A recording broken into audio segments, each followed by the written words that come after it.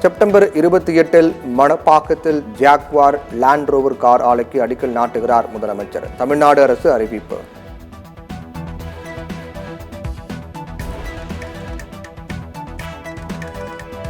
கடந்த 7 நாட்களாக போராட்டத்தில் ஈடுபட்டு வந்த சாம்சங் ஊழியர்கள் இன்று மாவட்ட ஆட்சியர் அலுவலகம் நோக்கி செல்ல இருப்பதாக அறிவித்திருந்த நிலையில் 100க்கும் மேற்பட்டோர் கைது.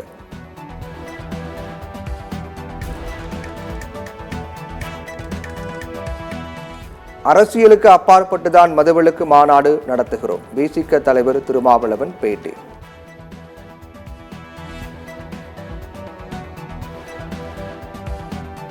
அரசியல் இல்லாமல் எதுவும் இல்லை. அரசியலுக்கு அப்பாற்பட்டுதான் மதுவிலக்கு மாநாடு என்ற விசிக கருத்து குறித்து செல்வ பெருந்தகை விமர்சனம்.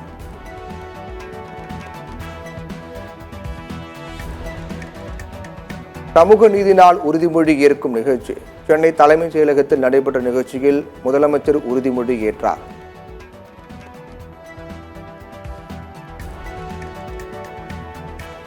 ராமசாமி படையாச்சியாரின் 107வது பிறந்த நாள். கிண்டியில் உள்ள அவரது உருவ சிலைக்கு முதலமைச்சர் மு.க. ஸ்டாலின் மலர் தூவி மரியாதை.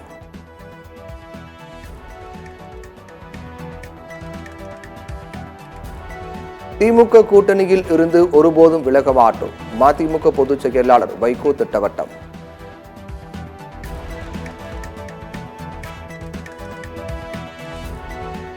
சென்னையில் ஆபரண தங்கத்தின் விலை சவரனுக்கு 120 ரூபாய் உயர்ந்தது. ஒரு சவரன் 55,040 ரூபாய்க்கு விற்பனை.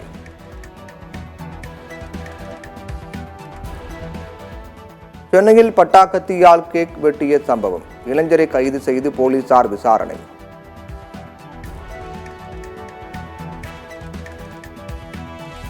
மதுரை தமுக மைதானத்தில் நடைபெற்று வரும் புத்தக திருவிழா நீட்டிப்பு இன்றுடன் முடிவடைய இருந்த நிலையில் நாளை வரை நீட்டிக்கப்பட்டுள்ளது.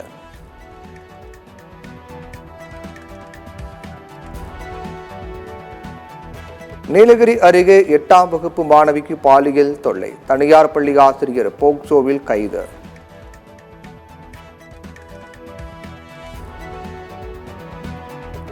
தள்ளிப்போகும் தமிழக வெற்றிக் கழக மாநாடு அக்டோபர் 3வது வாரத்தில் நடத்த திட்டம் என தகவல்.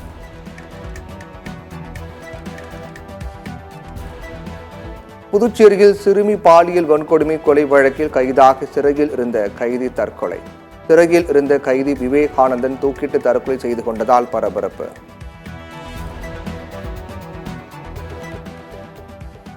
யுபிஐ பண பரிவர்த்தனை வரம்பு இன்று முதல் உயர்வு. மருத்துவம், கல்வி, பங்குச்சந்தை, முதலீடு ஆகியவற்றுக்கு யுபிஐ மூலம் 5 லட்சம் ரூபாய் வரை செலுத்தலாம்.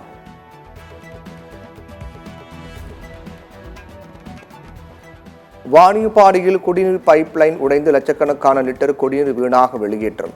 அதிகாரிகளின் அலட்சிய போக்கு என சமூக ஆர்வலர்கள் குற்றச்சாட்டு.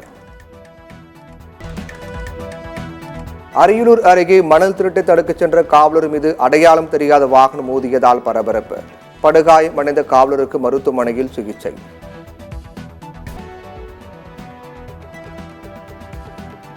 சென்னை சென்ட்ரல் திருத்தணி மின்சார ரயில் இன்று பகுதி நேர ரத்து. தெற்கு ரயில்வே அறிவிப்பு.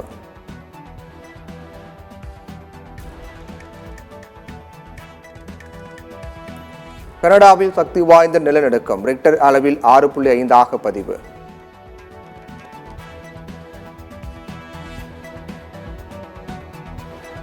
ட்ரம்ப் கோல்ஃப் விளையாடி பகுதிக்கு அருகே துப்பாக்கிச்சூடு நடத்தப்பட்ட சம்பவம். ஒருவரிடம் விசாரணை நடைபெற்று வருவதாக அமெரிக்க அதிபர் ஜோ பைடன் தகவல்.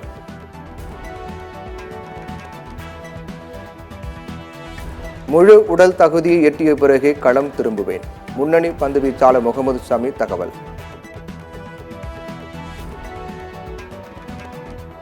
இந்தியாவுக்கு எதிரான டெஸ்ட் தொடர் நிச்சயம் எங்களுக்கு மிகவும் சவாலானதாக இருக்கும். வங்கதேச அணியின் கேப்டன் ஹண்டோ கருத்து. பிரான்ஸ் தலைநகர் பாரிஸில் ஒலிம்பிக் மற்றும் பாரா ஒலிம்பிக் போட்டிகளுக்கான பிரியாவிடை நிகழ்ச்சி.